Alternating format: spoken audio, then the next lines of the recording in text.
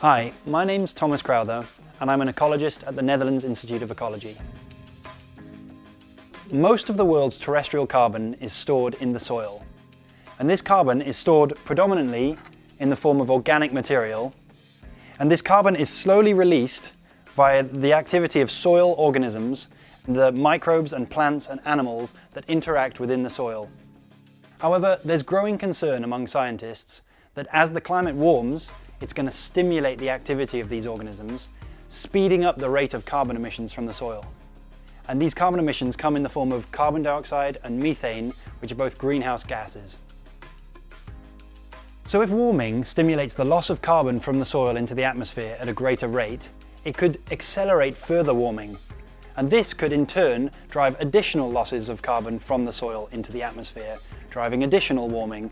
And this generates a positive feedback that could potentially accelerate the rate of climate change over the rest of this century.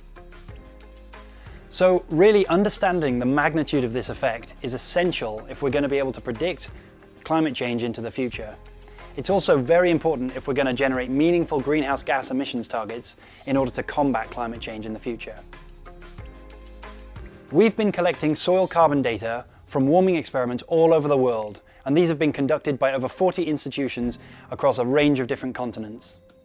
And this information allows us to generate a map of the spatial sensitivity of soil carbon in response to warming. It suggests that the greatest losses are likely to occur in the high latitude areas of the Arctic and subarctic regions. And it also suggests that in total, we're going to lose over 55 petagrams of carbon from the soil.